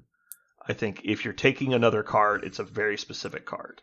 Yeah. Because you're going to take Patch Up Brace +1. You're either having Hellfire Club or Stolen Identity in every list, maybe both. And then Do You Know Who I Am is locked in, and so is Helios. Force Extraction is pretty locked. So I don't think you're ever going to have an open fifth slot. Yeah, I think the characters we're playing them with a card for a reason. So having just a generic open fifth one doesn't work as well as instant recovery. Yeah. I think instant recovery, because there's now a possibility of having 3 healing factors in a single list, I think that kind of curves the math. That's true. I forgot Cassandra has that as well. And again, keeping your 5-pointer alive makes that really hard. Yeah. Okay. So missions, we want low scoring that is controllable, but not mosh pits. The one that comes to mind for me first is probably scientific samples, because you've got the bonus one. We've got enough control that we can make it that they don't get that extra VP. Getting the scientific hubris basically is just, it's probably a hat on top of a hat Extra. to just have that, but it does fuel Helios really well. So I feel like that's one that we probably can score that extra VP more than our opponents can on round 1, I think. And you're all contesting secure. You have to all be within mechanic? 2 of a secure. Okay. And there's 4 of them, I agree so with it's that. even scoring. It's doable. not very hard to fall down 3-1. Because we don't want it to be a race. We want it to be a marathon, right? We want to slowly chug to the end. Right. Okay, I like that. Josh, do you have a suggestion? I'm trying to think of what Hellfire would like. Maybe also unexpected guess, because again, there's only 4 of them. We can double push people holding them if we need to break up bodyguard or taunt bubbles or stuff potentially. Maybe not taunt bubbles, but a bodyguard bubble. They're all on the home side, safe-ish, and it's 17 threat. I just don't have any that jump out to me, really. I think some of it is do we want to play an F? And I don't think so. No, I don't think we do. Do we want to play Senators because we have Mystique? That'd be the only other question. No. Is that still a thing? People are still more afraid of it than they probably should be. But I think that's like old closet demons that never really existed. Yeah. You have PTSD when your opponent puts it down. It's like, oh god. Yeah, I've only ever played the Miracle matchup once with the Brotherhood with the list on Senators with Prio. I've done it once, and I lost that game. It was funny because I was like 12-1 at the end of round 2. It was an embarrassment of a game. But then literally CGR just killed every single person he pointed his gun at. Yeah. And got like 3 reactionary shots as well. He literally just killed my whole team in 2 rounds. And it was insane. It was weird when Guardians was playing that. Guardians was playing that and it was winning, rolling over people with it. Yeah. It was Cosmic Penance Stare, Juggernaut killed him. Shot Mystique killed her. And then my turn, I think I dazed his 2-pointer, got an extract from him. He got shot back, died. And then the next turn, he was just and then just kill those 3 people again. And you're like, what the fuck ever, man? All right. So if we don't really like the Fs quite as much. I don't have an opinion on Royal Wedding. I'm going to put it in for now. I don't know that we want Inhuman. I don't know. Do we want Inhumans to play advanced weapon? So here's what I've thought about. Middle? So I actually don't mind the ones where it's all on the middle so much. The one I'm afraid of is the samples that you suggested. So I'm just thinking if we don't have Prio, where do you put Juggernaut to go get the middle? Because they can just go get whichever one Juggernaut's in front of, and we don't really have an answer for that. And then you have to put somebody other than Juggernaut up to get the other one on the other side. I just don't know how I feel about it. So I'd have two thoughts, I guess. One is are you the most afraid of Omega Red grabbing one? Or do you think he just gets... I think I would grab it with Omega Red, because you can't grab it with Emma, and you kind of can't grab it with Sinister if you played Force Extraction. And you would only want to grab it if you played Force Extraction. But because it's a D, you can have Jugs pick up the back point. That's what I was going to say. And therefore activate last with the leadership. Yeah. But then he's not healing. He's only getting an extra power. Can which he? Is fine, I don't know the range. Because that lets him slide. Can he reach either one? Like if he's lined up on the back center, he cannot reach both. Double short doesn't get in there. Okay. So it's like that would be great if he just could get to one. He can split the middle and the side, but not the two sides. It's way too far away. But yeah, having him parked on the back, knowing that like he's picking that up at the end, but it means I don't have to go with Emma last, or I know that I don't have to worry about him taking a damage.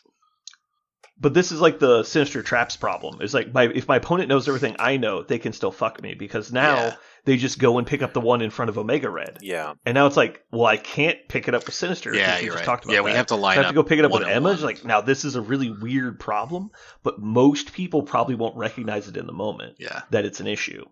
And it only matters if you don't have Prio and you got your reds and flip this mission, right? So it's like, does it really matter? Yeah. Probably not. But... And it also only matters at like 17 points, right? Because outside of that, we have different options. Yeah. Like you could just have Lizard go get it. Like that's fine, obviously. It'd be real cute. And so that's what I was thinking about the whole time you're talking about Royal Wedding. you could get cute on samples, like if it's samples and let's say it's Extremis and it's 2Ds and they just stand there. And if they don't like think about it, Juggernaut moves up, does Do You Know Who I Am, and like throws them way back into range to just get shit on by Emma or Sinister. Sure. But there's some cute stuff you could do for sure. I mean, just Omega Red even. Like, if you could just get him an extra power. Yeah. You could just drag them in even further. Yeah. You could definitely create some problems. Yeah. I just don't know that it's enough to if you're spending that amount of resources to try and get one extract back, because you put yourself in a bad spot. Yeah. At that point, I'd rather play Montesi and just hope I win Prio. Is like, that's because if I lose Montesi, I'm only down one extract. I can make that up later. I can't make up 3-1. I think that's actually a fair call out. As much as I don't like Montesi, I think that's a fair call out. I love playing Montesi because we're wanting to win the secures. So if you're scoring 2, we're scoring 1 on extracts. That's fine because we're trying to maybe go 3-1 on secures, maybe not necessarily turn 1, but the following turns. It actually takes the pressure off on deployment as well, because if I lose Prio on Montesi, I just deploy for the flanks. I don't even put a guy in the middle. Or like, you're just going to get it. I don't give a fuck. I'm just going to park Juggernaut back there just so I know that he's not getting fucked and I can have more control over the leadership. Mm-hmm. Or I'm just going to position Juggernaut to suplex you on the first turn, and I'll just kill you with everybody else. Yeah. It's like, you better have a safe extract because you're going to be in my deployment zone.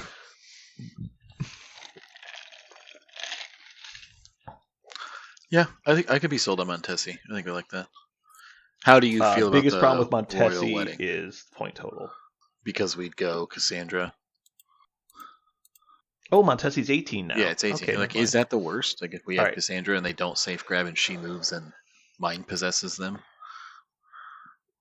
So I'm of two minds on the wedding party. It being like a pseudo B, because it's not really a B, right? It's an F without the middle. So it's like the exact same setup as an F without the middle. Okay. It's just slightly more in B. Yes. That doesn't bother me too much. We already want to be on the secures, Sinister, right? Like, that's the thing. Sinister and Lizard can both get to the far side, if you really wanted to. Yeah. That's the thing too. Is to my knowledge, there's not a whole lot of jank with this one because there's not an F. So I don't think people dive this quite as hard. Because if you're diving it and then standing there, you're probably not within 2 of a secure potentially, and so then maybe you're getting pushed between rounds, and that's probably not good either. But it would depend a lot on what the secure is. Yeah, I think the only other line of thought would be find just 3 17-point missions, which would be cubes or spider infected or new tech for the armory. This is it's an event mission. Why are you showing me event mission? Hellfire always loves cubes. Like, I think it's hard to be playing a core Hellfire and not have cubes, just because it's a shit ton of power. But do you need it? Is the thing. It seems more of like, it seems. I guess the argument is really Jugs is actually really. Oh, I guess we weren't even thinking about that. Jugs is like the whole point of this list. We should just be playing the Jugs extracts. Yeah. But the problem we have is he's not a safe grabber for us because he doesn't have the power. He is if you play Mystique. He is if you play Mystique, but on the Hellfire side, we don't have the power to slide back. So he's not as happy on like scrolls. Sure. I don't know that you're really that worried about it because I think he can like single walk and pick up the middle scroll. You're just it's only out. the outside scrolls. Are you just out? Barely Okay. out. Then you just go get one of the flank ones, and they can't put enough people on you to care. Yeah. So, how do I tell this website that I only want to see standard? Jarvis? Yeah. I haven't figured it out. Here we go. I found it. Boop. All right. Definitely not spider infected. Alien ship, it would be interesting. I think we'd be fucking ourselves. We'd have too much power. I agree. Well, it'd be, but you'd potentially be healing damage, and you could be using the Juggernaut as a bomb. You could be using it as a bomb, like we talked about. That could be very interesting. And like all of our characters, honestly, like sure, whatever. But it's 17 points. The issue is that I think we only really have one midline extractor. And so going second isn't so bad, but going first is less optimal. Yeah. You could get Omega Red and Jugs to pick one up, and that'd be fine.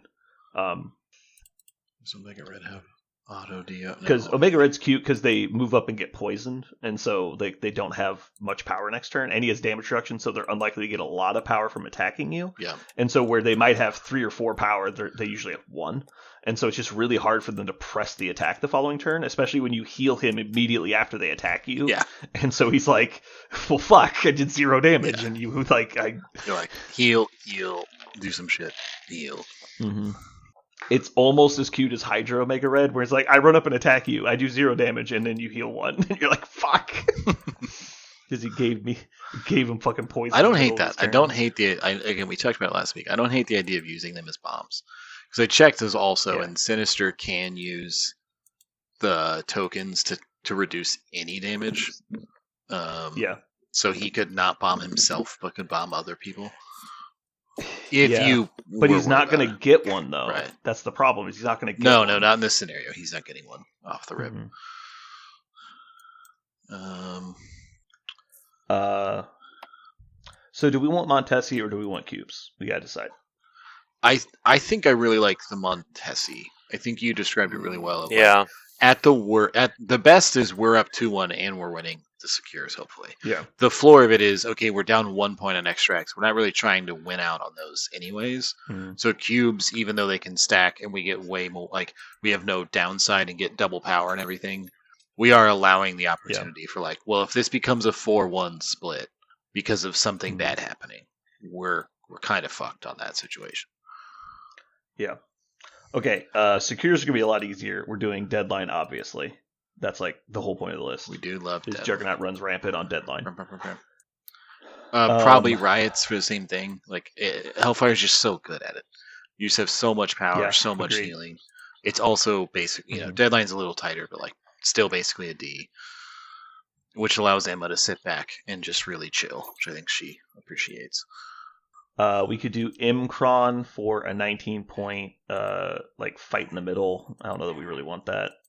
That one also gives the extra power, and so we can, like, you could start off turn 2 with holding an extract and 3 power. That seems pretty nuts.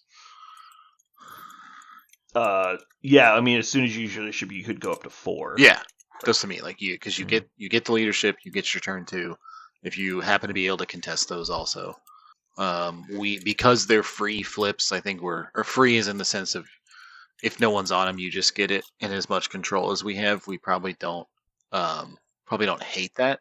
And having, like you said, Juggernaut can also run between all 4 of those, I think, pretty easily. Yeah.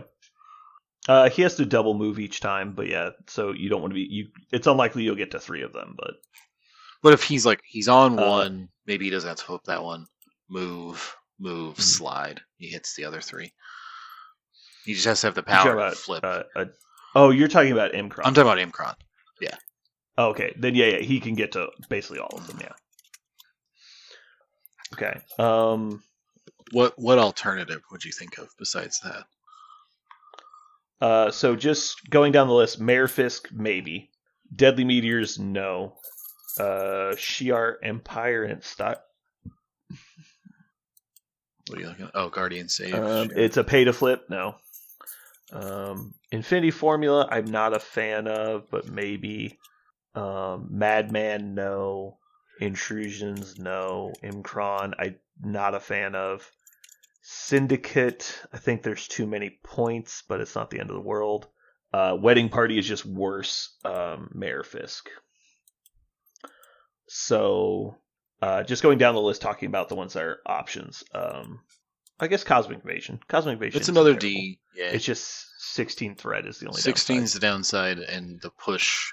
We don't really have a lot of people with a lot of movement economy overall. Sure, but we're not worried about losing attacks. That's We're only true. worried about, do we get the power we need? That's and true. so it would actually be a good thing, because that means we wouldn't have to attack you. Yeah. I actually am favoring this one right now. Cosmic Invasion, I think, is good. It's another D. It's not the ideal point total is the biggest problem. That I think could be Mayor the thing Fisk is, do we have either one of those is 16? So either one of the which do we feel more comfortable with a 16 on Cosmic Invasion or on Mayor Fisk, where obviously Juggernaut is probably going to score the first one if he wants to. Right. So the big thing is we have so many models with board control that we can probably leverage these really hard, because we don't even need to put that many models on them to leverage them hard. And even if we keep parity for a while, we only need to score both like once. Yeah. Because that which we might be able to do turn on turn is going to be one, crippling. honestly. With as much, like if Emma moves up, doesn't attack, moves someone off. Juggernaut maybe moves twice, do you know who I am? Like we might be able to stack those on turn one. You just punch them. Like, hey, I got the 8 dice push. Yeah. Like, let's go. You also have Sinister, who can, again, it's at the cost of a sample, but can wipe the stun if it's really detrimental to him at some point in time.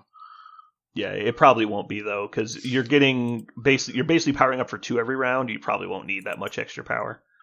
No, especially after damage reduction, you're probably not taking that much less power gain. I think it's more important to stun enemies. That way, your random attacks don't give them too much power. True. But yeah, I think the big thing is like leverage getting 1 Mayor Fisk every turn, then pick your important turn to score both and go ahead. Yeah, I think that would be an interesting way to play it. Yeah, because if we're going, if we can get each round, like you said, 0 one out and score the other, then you're just going up 2-0 every round on secures, and then the extracts are what they are. Yeah. Infinity Formula, I kind of view the same way as in Imcron. I think I prefer this over Imcron, both for the point total and for the spacing. Is Infinity Formula is kind of like a don't fight mission, because everyone's spread out and everybody's getting extra power. Nobody wants to leave the points. I think that's actually not bad for us, but anything that increases overall power generation like dilutes our bonus power. Exactly. Because if you're getting 2 a turn, I'm getting 3 a turn, my bonus is no longer 100%, it's 50%. Yeah. And so it's not ideal, but I think it'd be okay. I'd much rather have the mission of Cosmic, but it's a 16. So pay to flips are just out with the way our list is built right now. Yeah. Because both of our leaders don't like pay to flips. Intrusions is probably not the end of the world, but I think it's too fighty for the models we have. Yeah. Imcron is just a fightier version of Infinity Formula.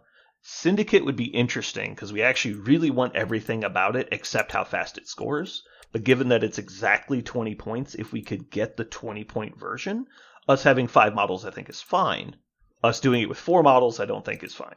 But it'd be interesting. Yeah, I think 5 models and we have displacement on every single model. And could just everybody could be rotating around everywhere. Could be interesting. Yeah.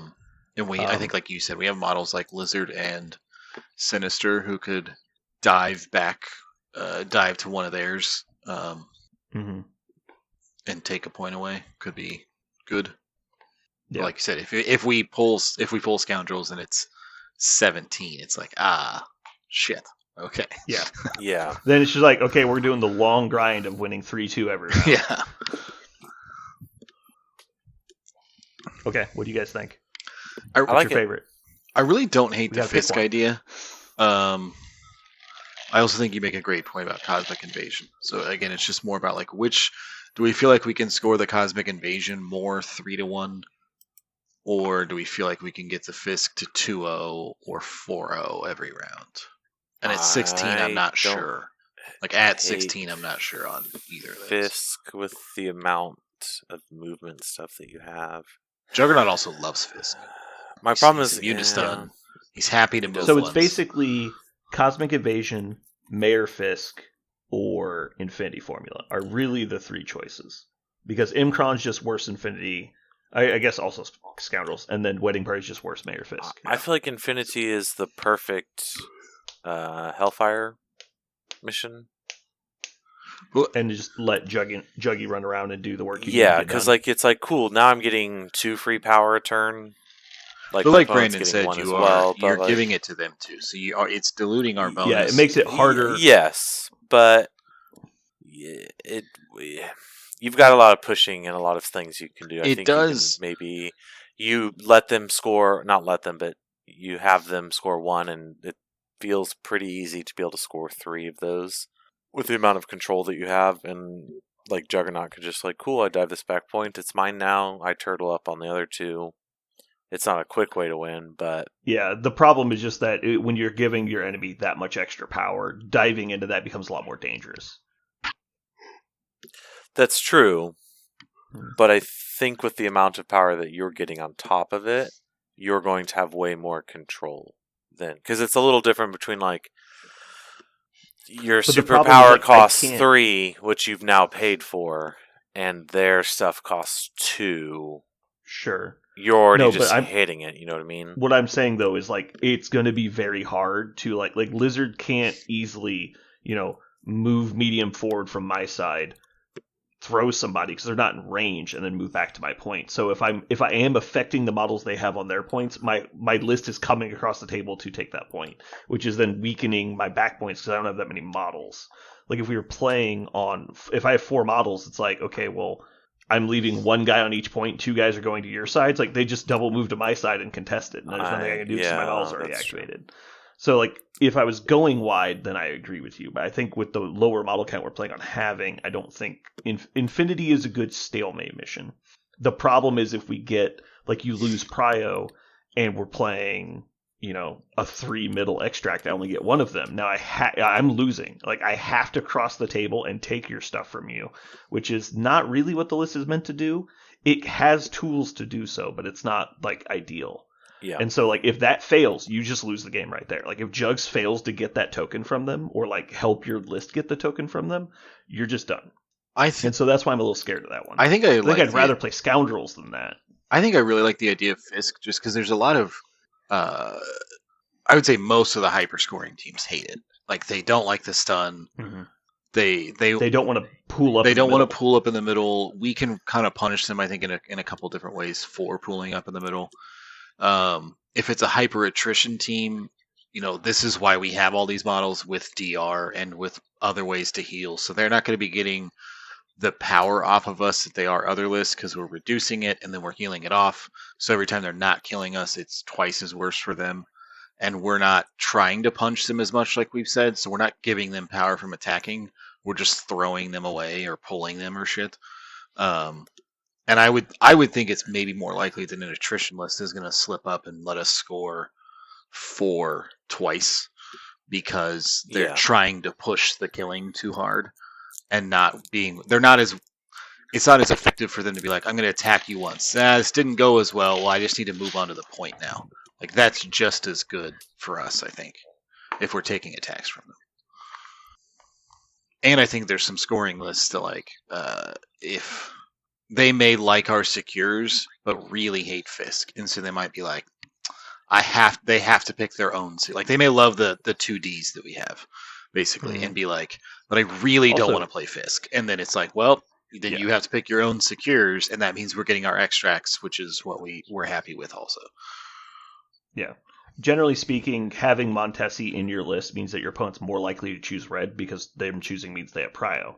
But a lot of the lists I don't want to play against also are running triple F, and so if they're choosing my reds, I'm very happy about that. Yeah. And if they're choosing their reds, I want to have missions that I can play against said, web high scoring type teams. So that makes me say I don't want to take Scoundrels. Even though I think we'd be okay on Scoundrels, I just think it would result in a mission that ends up being like a potential 10 points on the table, which is not what we want. Yeah, I think I'd rather have Fisk indeed playing that game. But yeah, Josh, what's your favorite of the blues?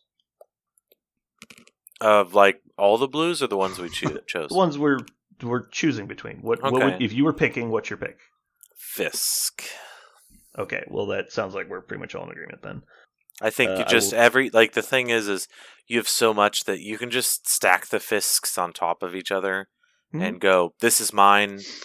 Good luck digging. Well, they have to let you do that. It doesn't if affect them. we're scoring it, they're placing them. Well, yeah, but I mean, you just... Something I do like to do is let them score both, and then just take both of them from them, stack them basically, and it's like, all right, congrats, never scoring again. Nice. And it's like, oh shit, like... You've done that. I've also done just like, cool, keep trying to score. I push you off. I push you off. I push you off. You're taking damage. You're not scoring. The game is dragging out. Yeah, exactly. The fact that if you go up on reds, you can just sit on the points. Yeah. That's dangerous, assuming that they eventually get to kill you. But yeah, it is fun. All right, so I'm going to lightning read through this real quick. Then we're going to talk about the next mission. Josh, do you want to, or Zach, do you want to pull that up? Tell me which mission we're doing next. All right, so we have Juggernaut, Cassandra Nova, Emma Frost, Omega Red, Mr. Sinister, Sabretooth, Apex, Lizard, Iron Man, Mystique, Toad.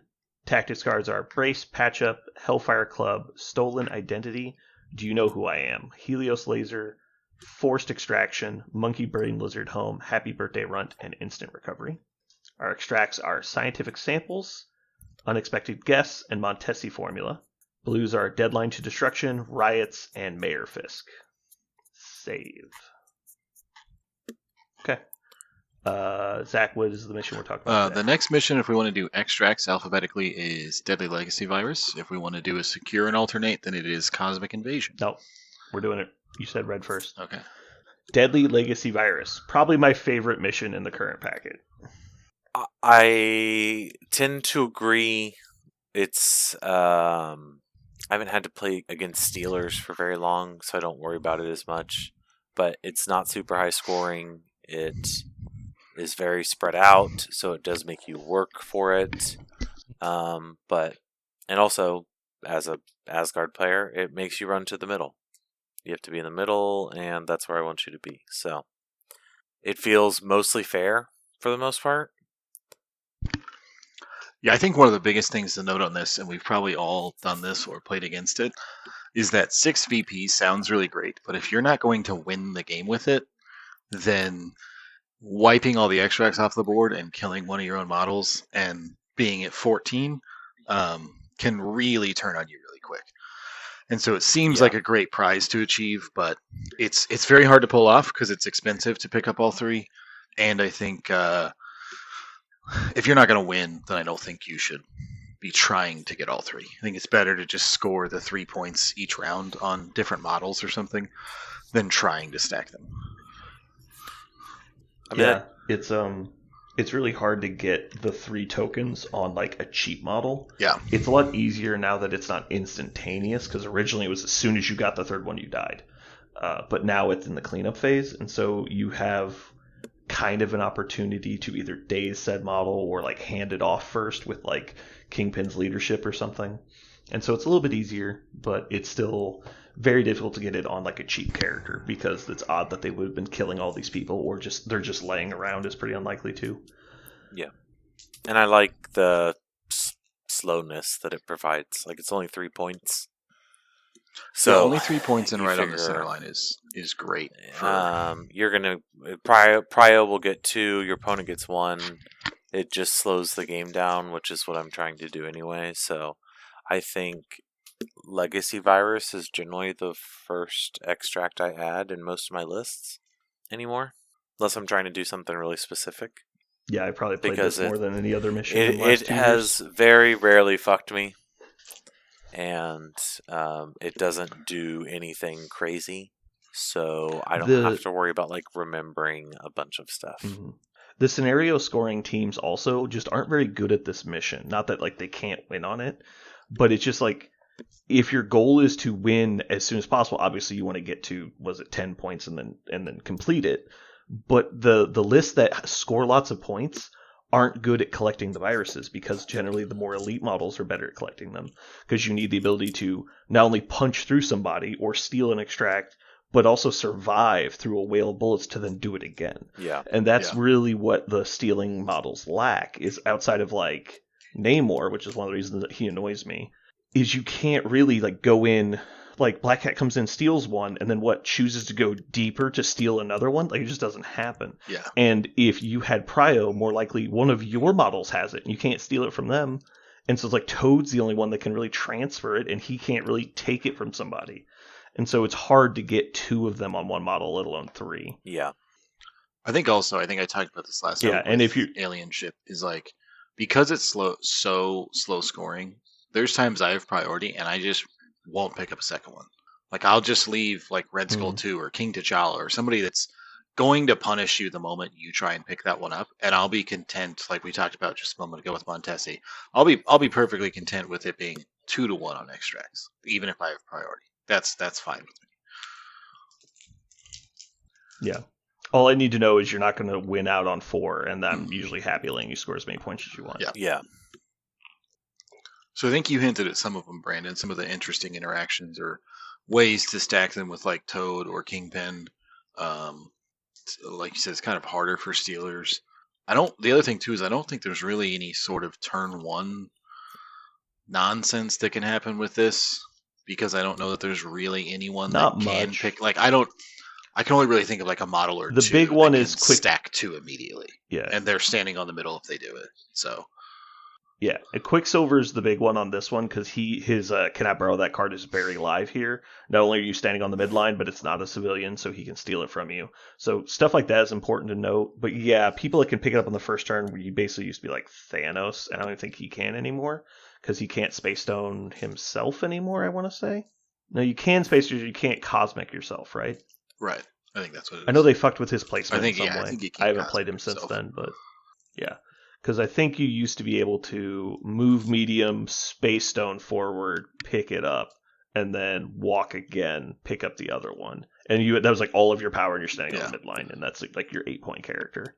And so I'm sure there's people that can do it. There might even be people that do it better than that. Like Eye on the Prize, somebody probably could. Not on the first activation, likely. Well, that card's gone. So the only one I can really think that's what I'm saying. Like anymore, it's basically impossible. He might be good at it. I don't know. Is Time Gem Namor?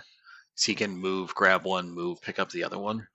But and he can make you drop the third. But like now you're putting your 6th threat that you put a stone on, who's I would not say necessarily say is that durable. Yeah, to just stand on the midline. So I don't know if that's really a big payoff for you to score 1 more point. Mm-hmm. Yeah, I think this mission's pretty straightforward. The only thing that people need to learn on this mission is when people are trying to line up the scenario, like assemble the cube, it's pretty obvious if you're aware of it in the moment. Mm-hmm. And so if you just stay present, like, okay, yeah, make sure that we're not doing stupid shit, like leaving one on the ground and having the only other person you have holding one have 2 hit points fairly close to it, like stuff like that. Like, just keep in mind what it does, like just remind yourself occasionally. But usually when you're like, okay, I'm going to steal this, I'm going to pick up my one with Black Cat, and then she's going to steal one, and then she's going to move and steal the other one. That's how I'm going to win. You're like, that is so obvious of a line of play that as soon as they move to steal the first one, you should already be thinking about how you're going to prevent it. And it's not hard. You just move out of range, because she moves long +1. It's like, just get out of just double move your other guy to the corner. It's like, all right, that's off the table. Now I kill Black Cat. Don't kill Black Cat first. Move away first, then kill Black Cat. Don't give him the chance of surviving. I think the great thing I remember. I was just gonna say, I remember we were at Adepticon for the first year after COVID, and it was Mike DeLuca was playing somebody, and we were like, oh, and like, because we're not watching the game, it's happening like 100 yards away, and we're all just chatting in a big group of people that are meeting for the first time that we'd all talked on the internet but hadn't seen each other. And then it's like, and there's like the rumble start going through the crowd. It's like, oh, what happened? Oh, Mike lost. It's like, oh, what happened? He goes, oh, he attacked Black Cat. And the implication was obviously, and didn't kill her, therefore he lost the game. Yeah. And it's like, yeah, if you choose to attack Black Cat, the result better be she died. I think the last time I even scored the 6 points was out of spite to CJ. I was like, well, I'm going to lose, but fuck you. How about that? I think the last time I scored it was also against CJ, and I made the mistake of I only got to 15. And so it was like 15-8. And then I lost, because it's like, well, there's no more shit to hold, and he just dominated and killed me on all the secures, and I lost. It was like, oh, Don't score this unless you're getting to 16. Oh yeah. I almost did the same thing to CJ. I didn't plan. Yeah. Legacy Virus. Well, I didn't plan on. I didn't plan on assembling the cube, but the opportunity just presented itself at a fairly opportunistic moment. It was like literally both of the points were laying on the ground. And I was like, well, Apocalypse has one. And the other two are literally on the fucking ground. And then they're close to each other. And so I literally positioned where I could pick up both of them at once. And then I moved away, and then Famine placed further away. I was like, okay, nice. So like I'm going to live. He can't kill me. And it's like, but I'm going to die. And I went to, I want to say it was like 13 points. I knew I wasn't going to get to 16. And I knew it wasn't even likely I got to 16. But CJ had like 4 points. And so I was like, because it was like 6-4 or something. And so like, all right, score the 6, score one more, go to 13. And I'm like, I'm up like 7. And then we start looking at the board. I'm like, well, that was round 3. And so there are 3 secures. And I was like, all my remaining models are injured. That's basically what happened against him, where I was like, shit, I didn't do math good here. Yeah. And it wasn't quite that bad because I think Psylocke was healthy at the time, but she wasn't contesting. And so she like moves on to a point, immediately gets one-shotted through martial artists. I'm like, whatever. Like, I remember watching this game. Yeah, I was just like, what is going on? What are you guys doing? And then it was just all my models started dying so fast. And it's like, then it's like, this guy dies, this guy dies, this guy dies. And it came down to Psylocke and Wolverine. And Wolverine wakes up and he sends Colossus or somebody into him. Full bore tries to, I think it was Venom maybe. This was the game that I blanked out against Venom and he killed me. Full hit point Wolverine died to the clapback. 7 hit point Wolverine died to the clapback. I was like, whatever. So he wakes up, Venom tries to kill me because he had pry out, leaves him on 1. Like the miracle turn is lining up. And I just like, okay, here comes Wolverine. He's like, swing into this guy and is like, best at what I do. He's like 4 wilds on 11 dice, and it's just like cut him into 1,000 pieces. And Wolverine just starts saving the game for me out of nowhere. And the following turn was amazing because he was like trying to figure out what I was going to do because I had Psylocke on like 1 hit point and Wolverine on 3 hit points because he regened. And so they both move away. Wolverine moves away first, and it's all about, can I just hold all 3 secures? And then Psylocke moves and patches up Wolverine to full health. And he's like, no! He totally forgot I still had it. And so he comes back in and contests, like, kills the guy on the point to save the game for me. All right, so statistics for this map. This is played at twice the rate of the mission we reviewed last week. It is 12% play rate. Considering there are... Basically, it's a 1 in 4 chance, roughly, for a mission to get played, which means this is still below average, but pretty good. Yeah, I'm kind of surprised to see that. I thought it would be a little higher. Because it feels like every attrition list is very happy about this. Because you want to... Like, I don't think there's as many gun lines. I think this is a Kansas City meta issue because we play so much fightier than anybody else does. Everybody. Yeah, we... Like, what are points? I came here to fight. That was actually. I just think that in general, we enjoy the fighting aspect of the game more than just like standing on points. Because if both people are playing a scenario list, it's fine. There's a lot of like back and forth thinking happening. But if one person's playing a scenario list and one person's playing a fighty list, it's such obvious flowchart decision making. It's really not fun. Yeah. And so with 2 fighty lists, you can have that same back and forth. But because the majority of people play fighty, then scenario lists just aren't fun to play because it's just like everything's over but the dice rolls as soon as the game starts. And you're just watching a game happen in front of you, and it feels like you're not even doing anything. And so I think because of that, the people who don't play fighty normally kind of lean into the fighty because the games are more entertaining. I agree. I was going to say, you mentioned earlier, like this is one of the ones I think is more important than some of the others of like, don't leave them on the ground. Like it's like Alien Ship we talked last week of like, look, if you've got 6 power and 2 health, maybe just leave that on the ground. But this one is like, don't do that. It costs you nothing. It doesn't have a downside to it. Just pick it up. It's okay. That's another thing that I dislike about the scenario mindset of the meta as a whole. Like everyone playing max scoring, which I understand is like fundamentally viable. But like it makes you make weird decisions in the moment that make no strategic sense at all. Like the fact that people would pick this up because it doesn't matter if I live, the point is worth it. I'm like, it's 1 point. Like, if that one point is that important to the game is broken. Like, you shouldn't be doing things to actively kill your own models. Like, yeah. Right. Anything else you have for Legacy Virus, guys? I think we've covered it. Not that I can think of. It's fun. Play it. I do like it a lot. Play it so I can fight you in the middle, you cowards. All right, here's a wild, crazy hot take. What if every round after cleanup, everyone dropped their extracts? On I all don't of them, hate or like that. just this one? No, every mission, you drop your extracts in the cleanup phase, and you got to pick them up again the next turn.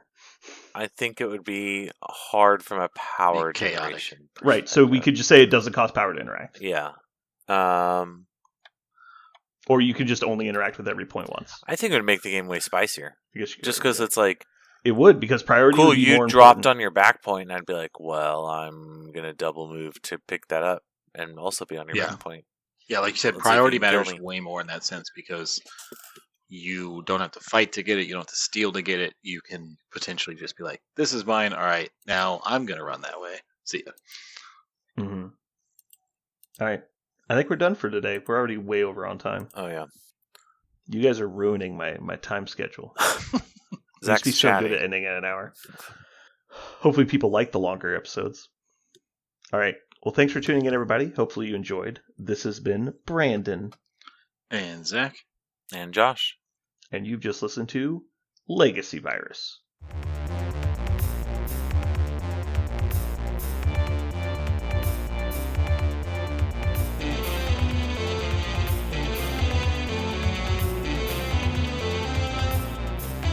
So what are we going to call this thing? I got it. Okay. Incredible, new, fantastic, astonishing, mighty, original, uncanny, sensational podcast. I'm just going to put down Infamous.